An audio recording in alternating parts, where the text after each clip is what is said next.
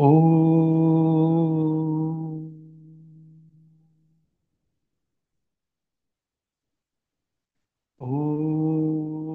सहना भवतु सहनौ भुनक्तु सह वीर्यं करवावहे तेजस्विनावतीतमस्तु मा विद्विषावहे।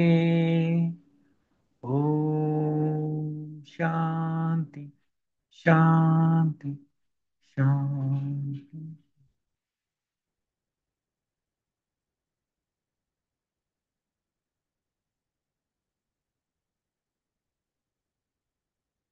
आपण भगवद्गीतेचं ज्ञान ग्रहण करतोय. हा ज्ञान यज्ञ आपण बऱ्याच काळापासून करतोय.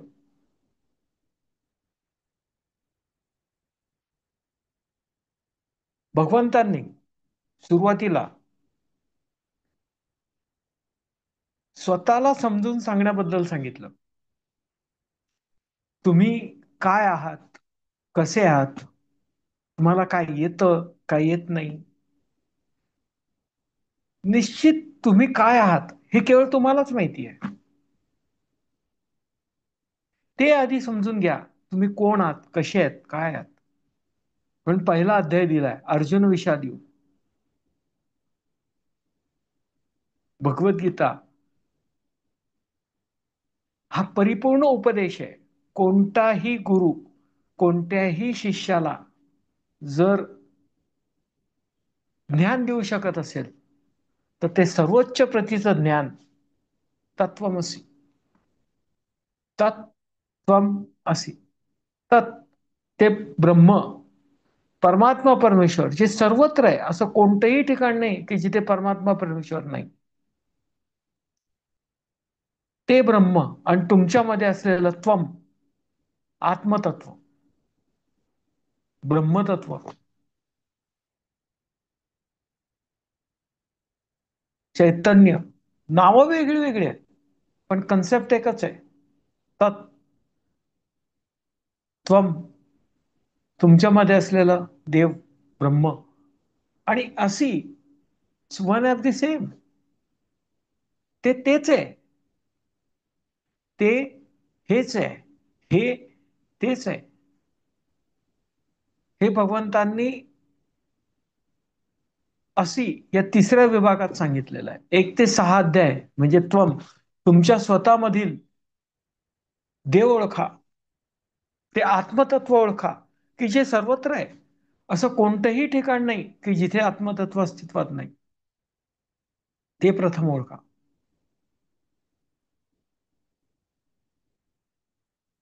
म्हणून 6वा अध्याय ध्यानयोग, ह्याच्यामध्ये ध्यान साधनेद्वारे भगवंतांनी स्पष्ट केलंय तुमचं अंतस्थ आत्मतत्व कसं ओळखायचं.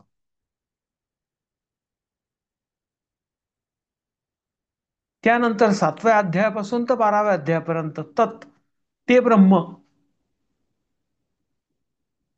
ते कसं ओळखायचं हे स्पष्ट केलेलं आहे. पहिल्यांदा अर्जुन विषाद योग म्हणजे तुम्हाला, अर्जुन म्हणजे सर्वसामान्य मनुष्याचं प्रतीक आहे. जे तुम्ही आम्ही आहात.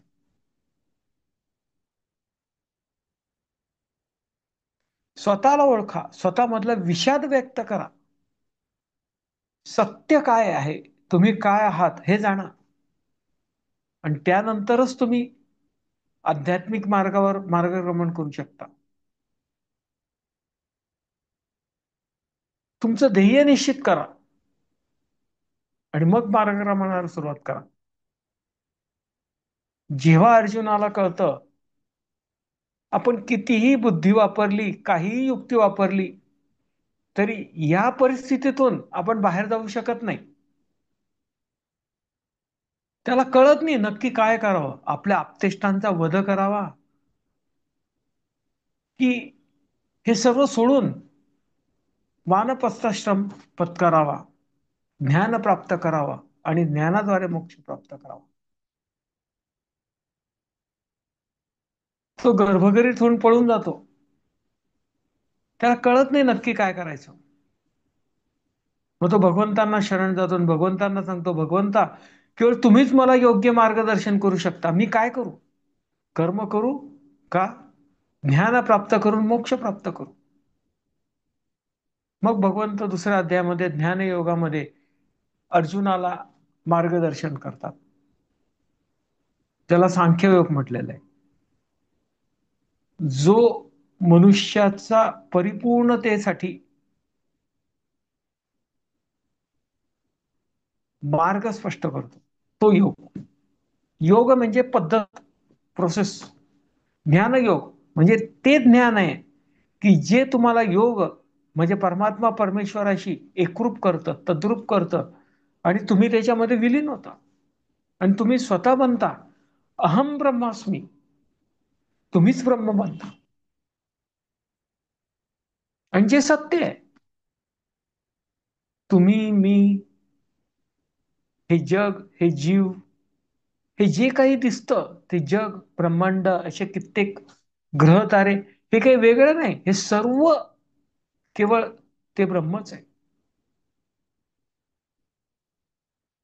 ते ब्रह्म सोडून दुसरं काहीच नाही. हे सत्य आहे. पण हे आपल्याला कळत नाही.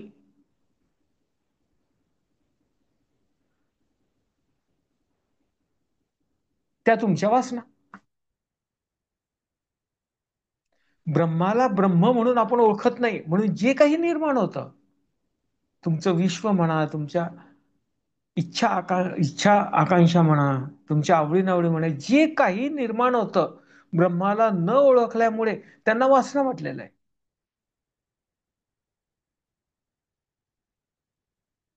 ब्रह्म अधिक वासना बरोबर मनुष्य.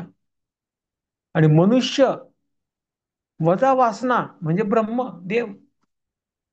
मनुष्याच्या वासना संपल्या, तो स्वतः देव बनतो. अहम ब्रह्मास्मी. हे ज्ञान भगवंतांनी स्पष्ट केलंय. अर्जुनाला कळतं की ज्ञान तर पाहिजे. मग अर्जुन विचार करतो आणि प्रश्न विचारतो, भगवंता, तुम्ही मला नक्की सांगा, मी काय करू? कर्म करू का ज्ञान प्राप्त करू? मग भगवंत कर्माचं महत्व स्पष्ट करतात. तिसरा अध्याय कर्मयोग. मनुष्याला कर्म करणं अपरिहार्य आहे. कारण मनुष्य काय करू शकतो? केवळ कर्म करू शकतो.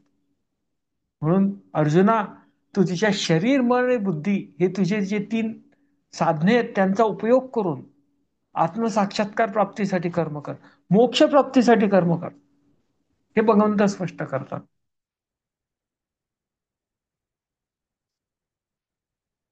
त्यानंतर ज्ञान कर्म संन्यास योग. योग म्हणजे पद्धती, संन्यास म्हणजे विरक्ती प्राप्त करणे, आणि कर्म म्हणजे कर्म करत असताना, ज्ञान म्हणजे ज्ञानाद्वारे. ज्ञान कर्म संन्यास योग. कर्म करत असताना संन्यास प्राप्त करा आणि आत्मज्ञान प्राप्त करा. त्यानंतरच्या पाचव्या अध्यायात भगवंत स्पष्ट करतात कर्म संन्यास योग. प्रत्यक्ष कर्म करत असताना संन्यास कसा प्राप्त करावा याची पद्धत देतात, जेणेकरून तुम्ही कर्म करत असताना संन्यास प्राप्त करा. कर्माचा त्याग करून नाही, कर्म सोडून देऊन नाही.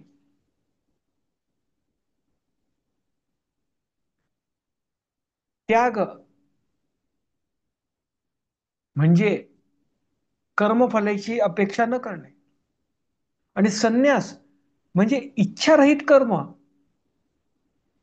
काही अपेक्षाच नाही, काही इच्छाच नाही, काही वासनाच नाही, केवळ कर्तव्य कर्म करणे, तो संन्यास. कर्म करतानाच इच्छा नाही तर कर्मफल प्राप्तीची कुठून राहणार?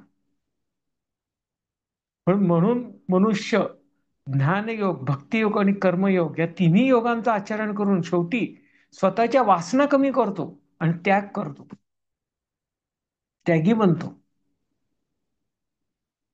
थोड्याशाच वासना शिल्लक राहतात. त्यानंतर सहावा अध्याय ध्यानयोग याच्यामध्ये भगवंतांनी स्पष्ट केलेलं आहे. तर थोड्याशा वासना कशा घालवायच्या, त्याला आपण मेडिटेशन म्हणतो. बघा, भगवंतांनी 6व्या अध्यायामध्ये मेडिटेशन दिलेलं आहे. आणि आपण काय अपेक्षा करतो, गुरुजी माझ्याकडे काय या सुट्टीत 15 दिवस वेळ आहे, तुम्ही सांगा मी मेडिटेशन करून मला मोक्ष प्राप्त होईल का?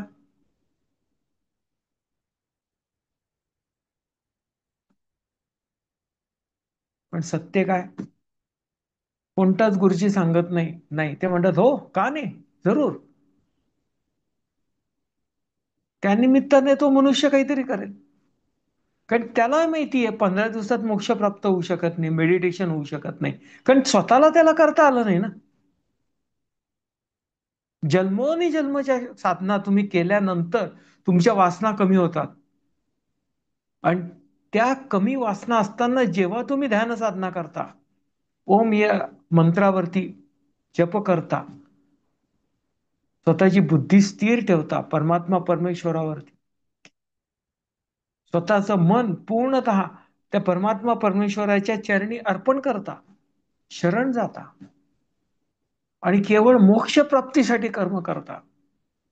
असं शरीर, मन आणि बुद्धी या तीनही साधनांचा एकत्रितपणे उपयोग करून जेव्हा तुम्ही ध्यान साधना करता, त्या शेवटच्या ज्या वासना शिल्लक आहेत, काही सात्विक वासना असतात, मला मोक्ष प्राप्त करायचा आहे, मला गुरुची सेवा करून ऋणमुक्त व्हायचं आहे, वगैरे वगैरे, त्या सुद्धा गळून पडतात ध्यान साधनेमुळे, ओम या मंत्राचा जप केल्यामुळे.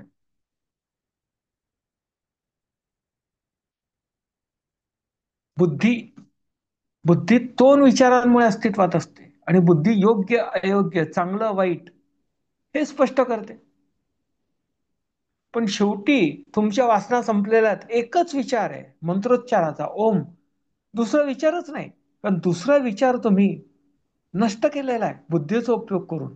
कारण सुरुवातीला जेव्हा तुम्ही ध्यान साधना करता तेव्हा ओम या मंत्रावरनं तुमचं मन हे दुसरीकडे जातच, दुसऱ्या विचारावर घसरतच.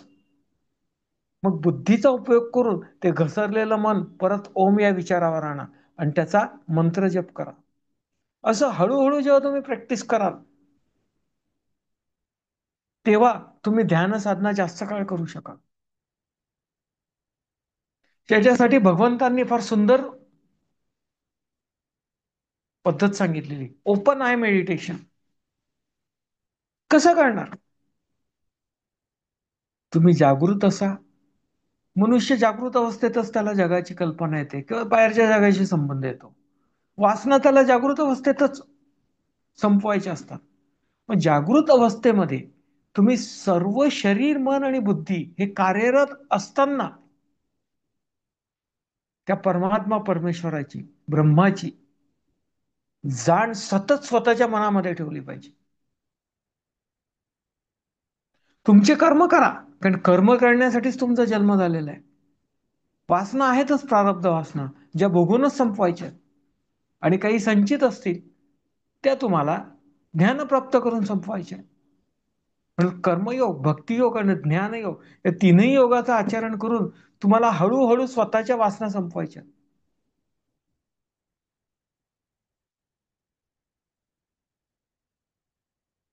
तेव्हा तुम्ही ध्यान करू शकता. आणि काही वेळाने दुसरा विचारच राहत नाही, केवळ मंत्रोच्चाराचा विचार राहतो. त्यामुळे बुद्धीला काही कामच राहत नाही.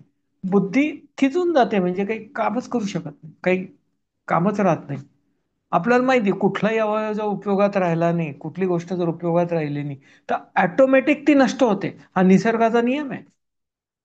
तसंच बुद्धी तुमची नष्ट होते आणि मन राहतं, मनात केवळ ब्रह्माचाच विचार राहतो.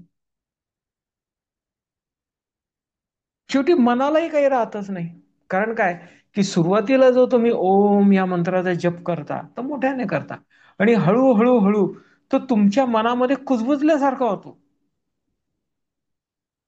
आणि कालांतराने ती कुजबुती नष्ट होते आणि केवळ तुमचं अंतःकरणच, तुमचं चित्तच ओम या मंत्राचा जप करतं.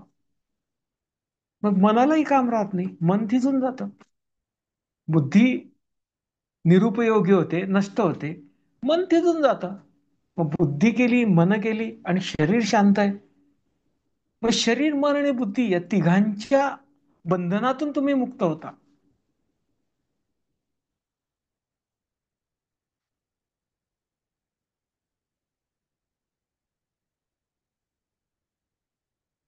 निस्सीम शांततेमध्ये तुम्ही पोचता.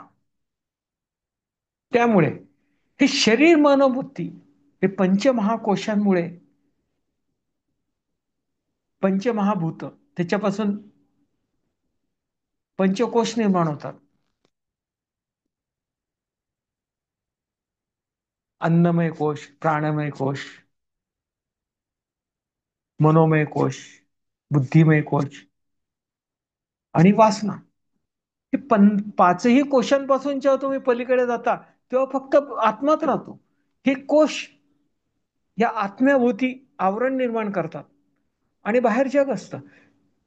आत्मतत्वामुळे या पाचही कोशातून तुम्हाला जगाचे ज्ञान प्राप्त होत असतं, जगाशी संपर्क करत असतो. ते कोशच राहिले नाहीत, ह्या वासनाच राहिल्या नाही, मग काय? फक्त काय राहिलं? सर्वत्र अस्तित्वात असलेलं आत्मतत्व, ते ब्रह्म, आणि तुमच्यामध्ये असलेलं आत्मतत्व, हे दोन्हीच राहिलं.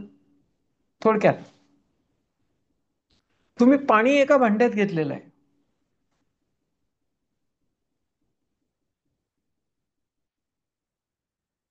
आणि ते भांड समुद्रामध्ये ठेवलं. ते भांड कालांतराने नष्ट झालं. काय झालं? भांड्यातलं पाणी समुद्रामध्ये एकत्र झालं. मग भांड्यातलं पाणी आणि समुद्रातलं पाणी, दोन पाणी राहिलं का? तसंच आत्मतत्व सर्वत्र आहे. जसं सूर्य म्हणजे ब्रह्म, आत्मतत्व म्हणजे सूर्याची किरणे. सूर्य आत्मतत्वां सूर्यकिरणांद्वारे आपल्याला कळतं. तसंच ब्रह्म आत्मतत्वाद्वारे आपल्याला कळतं. आत्मतत्वामुळे हे संपूर्ण निर्माण होतं, कर्म निर्माण होतं. हे भगवंतांनी 8व्या अध्यायामध्ये दिलेलं आहे. 6 श्लोकांमधलं ज्ञान तुम्ही जेव्हा पूर्णता प्राप्त करता आणि ते विज्ञानामध्ये रूपांतरित करता, जे भगवंतांनी 7व्या अध्यायामध्ये दिलेलं आहे, तेव्हा त्या ज्ञानाचा उपयोग करून तुम्ही अक्षर ब्रह्मयोग, जो 8व्या अध्यायामध्ये भगवंतांनी उद्देश दिलेला आहे, ध्येय दिलेलं आहे, ते अक्षर ब्रह्म जाणतात. ब्रह्म, अध्यात्म म्हणजे आत्मतत्व, आणि कर्म म्हणजे हे सर्व जे दिसतं ते, ही सृष्टी, व्यक्त रूप, असं ब्रह्म, अध्यात्म, कर्म. आणि त्यानंतर आधिभूत, आधी दैव आणि आधी यज्ञ. ब्रह्म, अध्यात्म म्हणजे आत्मतत्व, त्यापासून कर्म म्हणजे हे सर्व जे काही आपण सृष्टी म्हणतो ते निर्माण होतं.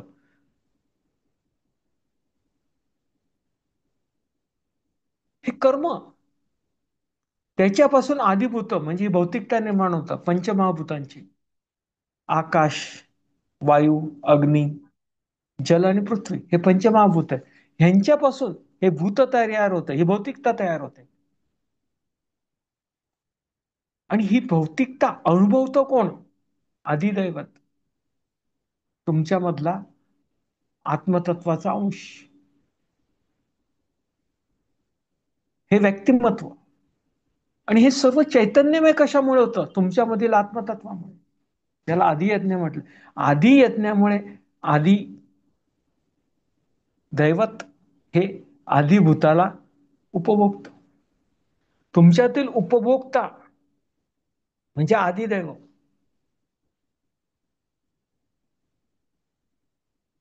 आणि आत्मतत्वाचा अंश म्हणजे आदियज्ञ. अशा प्रकारे भगवंतांनी स्पष्ट केलेलं आहे मोक्षप्राप्तीचा मार्ग. आणि 9व्या अध्यायामध्ये राजविद्या राजगुह्य योग मध्ये, राजगुह्य म्हणजे काय? सर्वत्र रहस्य, मोठं रहस्य काय? ब्रह्म, जे सर्वत्र आहे पण कळत नाही, कोणालाच दिसत नाही, म्हणून त्याला सर्वोच्च रहस्य म्हटलेलं आहे. आणि राजविद्या म्हणजे त्या सर्वोच्च रहस्यापर्यंत पोहोचण्याचा ज्ञान. पहिल्यांदा 8व्या अध्यायात ध्येय स्पष्ट केलं, अक्षर ब्रह्म. त्यानंतर 9व्या अध्यायात त्याच्यासाठी, ते जाणण्यासाठी म्हणजे ते रहस्य आहे ते स्पष्ट केलं, आणि त्यानंतर तिथपर्यंत पोहोचण्याचा मार्ग दिला, राजविद्या. हे केल्यानंतर अर्जुनाला कळतं की ब्रह्म सर्वत्र आहे. मग अर्जुन म्हणतो भगवंताना, भगवंत तुमचे रूप स्पष्ट करा. मग भगवंत 10व्या अध्यायात विभूती योग मध्ये स्वतः कुठे कुठे व्यक्त आहेत हे स्पष्ट करतात. पण अर्जुनाला लक्षात येतं कुठे कुठे बघणार, म्हणून अर्जुन म्हणतो राहू द्या, मला एकाच रूपामध्ये दर्शन द्या, जे मी जाणेल आणि तुमच्यापर्यंत पोहोचेल. म्हणून 11वा अध्याय विश्वरूप दर्शन योग. अर्जुनाला दर्शन मिळतं, ब्रह्म कळतं, पण त्याची पात्रता नाही. तो भक्त असल्यामुळे अर्जुन त्याला दैवी दृष्टी देतात, त्यामुळे तो ब्रह्म पाहू शकतो. तो आध्यात्मिक दृष्ट्या पात्र नाही. भगवंतांवरच्या भक्तीमुळे भगवंतांनी त्याला दैवी दृष्टी दिली, योग दृष्टी दिली, म्हणून त्याला ब्रह्म दिसलं, विश्वरूप दिसलं. Otherwise he is not eligible. म्हणून तो घाबरतो. कळतं तर खरं, पण भीती वाटते, आतरयुक्त भीती असते. त्या भीतीमुळे तो भगवंताला म्हणतात, भगवंत परत मला चतुर्भुज रूपामध्ये दर्शन द्या. मग भगवंत परत चतुर्भुज रूपामध्ये येतो. ते दर्शन तुमच्यामध्ये राहावं, ती जाण तुमच्यामध्ये राहावी, जेणेकरून ओपन आय मेडिटेशन जगामध्ये कर्म करत असताना त्या ब्रह्माची जाण तुमच्यामधून कधीही जायला नको. म्हणून भगवंतांनी 12वा अध्याय दिलेला आहे भक्तियोग. भक्ताचे 35 लक्षणे दिलेत, की जे लक्षणं तुमच्यामध्ये आले, जे गुण तुमच्यामध्ये उतरले, की तुम्ही भक्त बनता आणि ते दर्शन तुमच्यामध्ये राहतं. त्या ब्रह्माची जाणीव सदैव तुमच्यामध्ये राहते.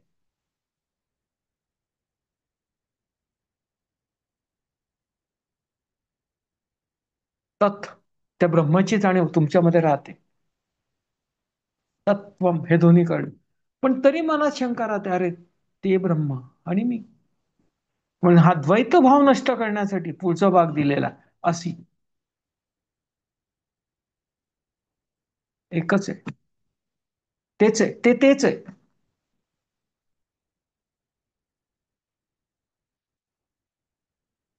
म्हणून 13वा अध्यायामध्ये क्षेत्र क्षेत्रज्ञ विभाग योग. क्षेत्र म्हणजे काय, की या भौतिकतेमुळे निर्माण जाणारी ठिकाणं जिथे ब्रह्म असतं. कुठे? पंचमहाभूते, दशेंद्रिय, त्यानंतर मन, बुद्धी, आणि हे त्यांचे दशेंद्रियांना आणि मन बुद्धीला जोडणारा तुमचा अहंकार. आणि हे सर्व कशामध्ये असतं, कशामुळे असतं?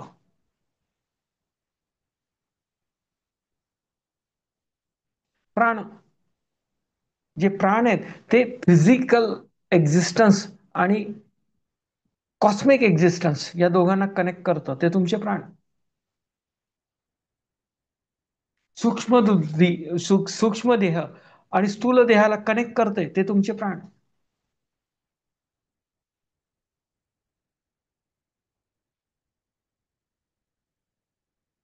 ही सर्व क्षेत्र आहेत. आणि तुमचं मूळ जे काही आहे त्याला संघात म्हटलेलं आहे.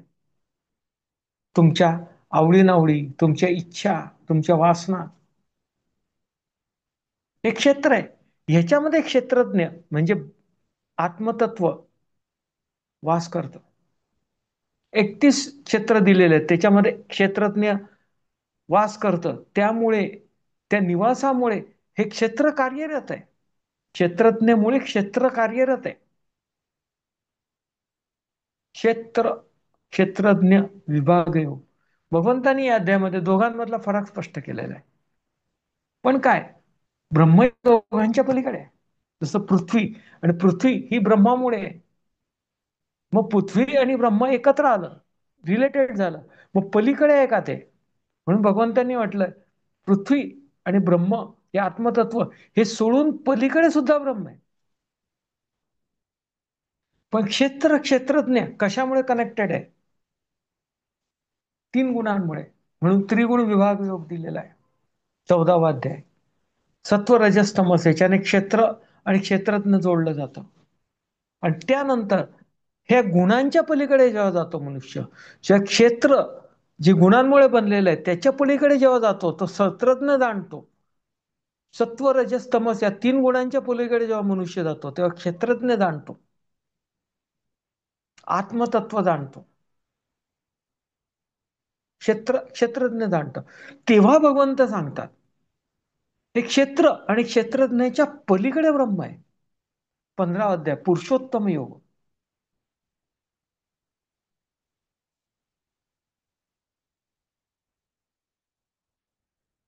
क्षेत्रज्ञ यांच्या पलीकडे पुरुषोत्तम.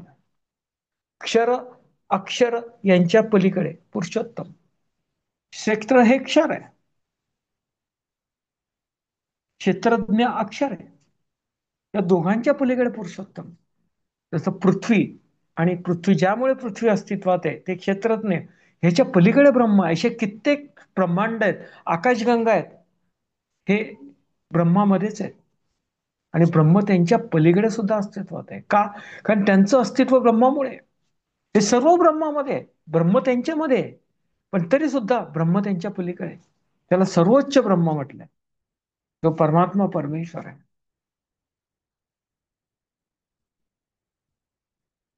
पुरुषोत्तम योग. इथेच खरं भगवद्गीतेचं ज्ञान संपलं. पण मनुष्याला आयुष्य जगत असताना कळत नाही कुठे काय कसं काय, म्हणून मग 16वा अध्याय दैवासुर विभाग योग, दैवी काय आसुरिक काय हे स्पष्ट केलेलं आहे. मग हे कळल्यानंतर तुमची श्रद्धा त्या पुरुषोत्तमावरची कशी आहे हे ओळखा, म्हणून श्रद्धा योग. श्रद्धात्रय विभाग योग. तुमची श्रद्धा सात्विक आहे, राजसिक आहे, तामसिक आहे हे जाणा आणि करेक्ट युअर सेल्फ. हे सर्व ज्ञान जेव्हा तुम्ही इम्प्लिमेंट करता तेव्हा तुमची श्रद्धा अढळ बनते आणि ती तमसिक पासून राजसिक, राजसिक पासून सात्विक बनते. आणि जेव्हा तुमची सात्विक श्रद्धा बनेल तेव्हा 18वा अध्याय मोक्ष संन्यास योग.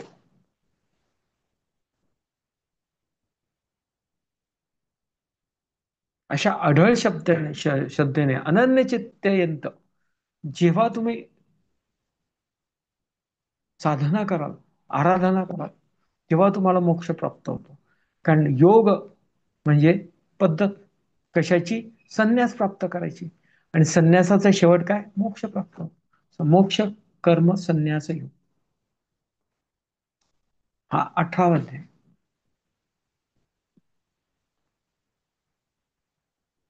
संपूर्ण भगवद्गीतेचा उपसंहार म्हणजे 18वा अध्याय.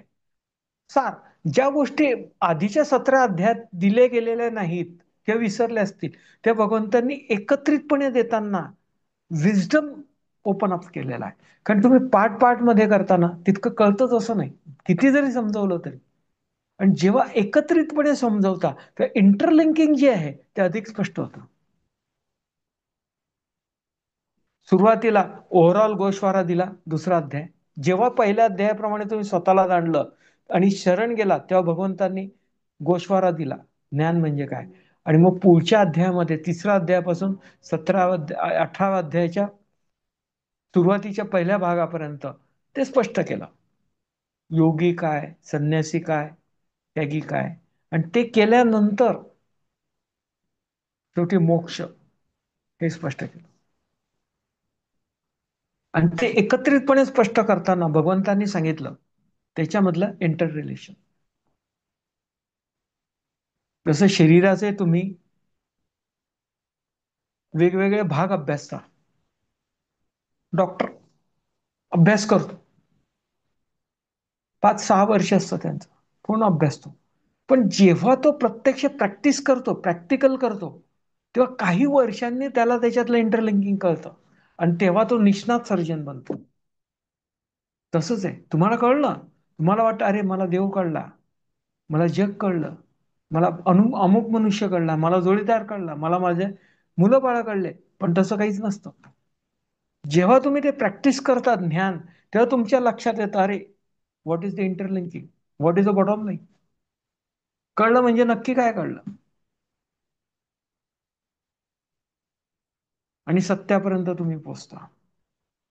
त्यासाठी कर्मसन्यास योग दिलेला आहे. म्हणून प्रथम भगवंतांनी संन्यास आणि त्याग स्पष्ट केलेला आहे. गीता गीता गीता गीता गीता काय शिकवते? गीता त्याग. म्हणून तुम्ही त्याग कर्म करा. त्याग कर्म बनतं, त्याग बनतो, होतो जेव्हा तुम्ही योग्य कर्म करता. तेव्हा तुम्ही कर्मफळाचा त्याग करता आणि त्याचा परिणाम संन्यास आहे. त्यामुळे काय होतं, तुमची इच्छा कमी होतात आणि तुम्ही केवळ कर्तव्य कर्म करता, कोणत्याही कर्मफळाची अपेक्षा न ठेवता आणि कोणतीही इच्छा न धरता. गीतेचा अभ्यास करून तुम्ही कर्मफलाचा त्याग सोडू शकता, पण ती जेव्हा प्रॅक्टिस कराल तेव्हा तुम्ही संन्यासी बनाल. आणि तुम्ही कर्म करतानाच केवळ कर्तव्य कर्म कराल, कोणती इच्छायुक्त कर्म नाही करणार, तेव्हा तुम्ही संन्यासी बनता. आणि हळूहळू तशी प्रॅक्टिस जेव्हा करता तेव्हा विरक्त होता आणि ध्यान साधण्यासाठी पात्र होता. पण भगवंतांनी पहिल्यांदा त्याग आणि संन्यास समजावून सांगितलाय. आणि कशामुळे घडतो, तर तुमच्या कर्मामुळे. भगवंतांनी त्याग स्पष्ट केलेला आहे. का? कारण त्यागासाठी तुम्ही कर्म करताय आणि तो परिणाम आहे. आणि अल्टिमेटली तुम्ही संन्यासी होता, म्हणून संन्यास तुम्ही शिकू शकत नाही, पण त्याग तुम्ही शिकू शकता. म्हणून भगवंतांनी त्याग सांगितलेला आहे. सात्विक त्याग, रजसिक त्याग आणि तमसिक त्याग. पण त्याग हा योग्य कर्मांचा परिणाम आहे, still it is a effect. म्हणून काय करा, कर्म करा. म्हणून कर्माचे 5 घटक स्पष्ट केलेले आहेत. कर्माचे घटक, कर्माची कारणे आणि कर्माच्या प्रेरणा.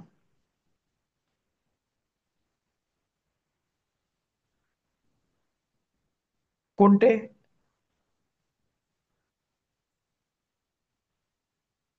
कोणते 5 घटक आहेत? कर्ता, ज्ञान आणि कर्म. करता पाहिजे कर्म करण्यासाठी, आणि त्याला ज्ञान पाहिजे कसं कर्म करायचं, आणि तुम्ही कर्म करता ते कर्म, आणि त्याच्यासाठी बुद्धीची आवश्यकता आहे. आणि बुद्धी, धृती आणि हे 5ही घटकांचा कर्म करण्याचा उद्देश काय असला पाहिजे? सुख प्राप्त करणे. म्हणून सुख. आणि 6ही गोष्टी सात्विक, रजसिक, तमसिक या गुणांवरती स्पष्ट केलेल्या आहेत, जेणेकरून तुम्हाला कळेल तुम्ही काय आहात आणि तुमची श्रद्धा कशी आहे. ही 17 अध्यायात दिलेल्याप्रमाणे तुम्ही तपासून पाहत जा. आणि हळूहळू या सर्व 5ही गोष्टींचे कर्माचे जे घटक आहेत ते हळूहळू तुम्ही इम्प्रूव्ह करत जा. तमसिक पासून रजसिक, रजसिक पासून सात्विक.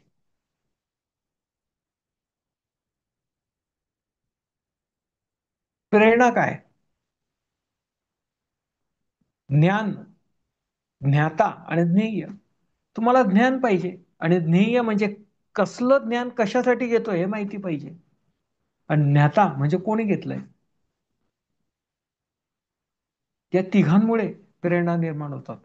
त्यामुळे कर्माचे घटक जेव्हा तुम्ही त्या प्रेरणेद्वारे प्रत्यक्ष उपयोगात आणता, तेव्हा तुमचं कर्म हे तमसिक पासून रजसिक, रजसिक पासून सात्विक बनतं. आणि असे कर्म करत असताना भगवंतांनी ते 4 वर्ण स्पष्ट केलेले आहेत. तुमच्या गुणांनुसार तुम्ही सात्विक आहात, रजसिक आहात, तमासिक आहात, याचं जे प्रमाण आहे, या प्रमाणात 4 वर्ण दिलेले आहेत. ब्राह्मण, क्षत्रिय, वैश्य आणि शूद्र. आणि त्याची प्रत्यक्ष कर्म कोणते कोणते आहेत हे स्पष्ट केलंय, जेणेकरून तुम्हाला कळेल की कशा प्रकारे तुम्ही हळूहळू क्षत्रापासून वैश्य बनाल, वैश्यापासून क्षत्रिय बनाल, क्षत्रियापासून ब्राह्मण बनाल. हे सर्व कळल्यानंतर, ज्ञान उपयोगात आणल्यानंतर, तुम्ही ज्ञानयोग, भक्तियोग आणि कर्मयोग या 3ही योगांचं एकत्रित आचरण करून स्वतःच्या वासना संपवा. या जगाच्या पलीकडे जा. त्यानंतर भगवंत अर्जुनाला सांगतात, आणि हे कशासाठी कर? माझ्यापर्यंत पोहोचण्यासाठी, मोक्ष प्राप्तीसाठी. ध्यान साधना कशासाठी करायची? मोक्ष प्राप्तीसाठी.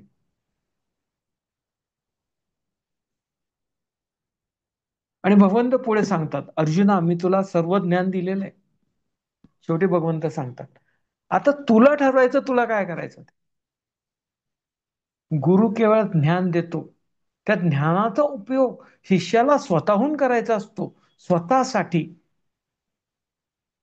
जेणेकरून तो मोक्ष प्राप्त करेल. He has to walk the way. Guru will show him a way, but he has to walk it on his own. No option, no outsourcing. तुम्हाला स्वतःहूनच ते करावं लागेल. दुसरा कुठलाही त्याला पर्याय नाही. हे भगवंत इथे स्पष्ट करतात. भगवंत शेवटी म्हणतात अर्जुनाला, आता अर्जुन तू ठरव तुला काय करायचं ते. थोडक्यात गुरु ज्ञान देतो, पण ते ज्ञान उपयोगात आणण्याचं स्वातंत्र्य हे शिष्याला आहे. शिष्याला स्वतंत्रपणे ते ज्ञान उपयोगात आणलं पाहिजे. जसं चित्रकार शिकल्यानंतर स्वतःची कला जेव्हा प्रत्यक्ष स्वतःच्या पद्धतीने मांडतो, तेव्हा तो उत्कृष्ट चित्रकार बनतो. तसंच मनुष्य ज्ञान प्राप्त करून स्वतःच्या पद्धतीने आयुष्य जगतो, विजडम प्राप्त करतो, विद्वत्ता प्राप्त करतो, तेव्हा तो या जगाच्या पलीकडे जातो आणि मोक्ष प्राप्त करतो. हे भगवंतांनी इथे स्पष्ट केलंय. गुरु फक्त ज्ञान देतो, तुम्हाला त्याचा उपयोग करायचा आणि स्वतःचं आयुष्य मोक्षापर्यंत घेऊन जायचं. शेवटी भगवंत सांगतात या ज्ञानाचं महत्व. हे ज्ञान जो पण प्रदान करेल तो सर्वोच्च आहे, कारण तुम्ही समोरच्याला मोक्ष प्राप्तीसाठी मदत करतात. याच्या इतकं उत्कृष्ट दान कोणतं नाही. त्याला आत्मज्ञान दान म्हटलेलं आहे, स्वाध्याय दान म्हटलेलं आहे, सर्वोच्च प्रतीचं दान, ज्यामुळे समोरच्या मनुष्याला सुद्धा मोक्ष प्राप्त होईल, आत्मसाक्षात्कार प्राप्त. भगवंत म्हणतात हे ज्ञान देणारा आणि ज्ञान ग्रहण करणार आहे हे दोघंही मोक्ष प्राप्त करतात. कारण श्रवण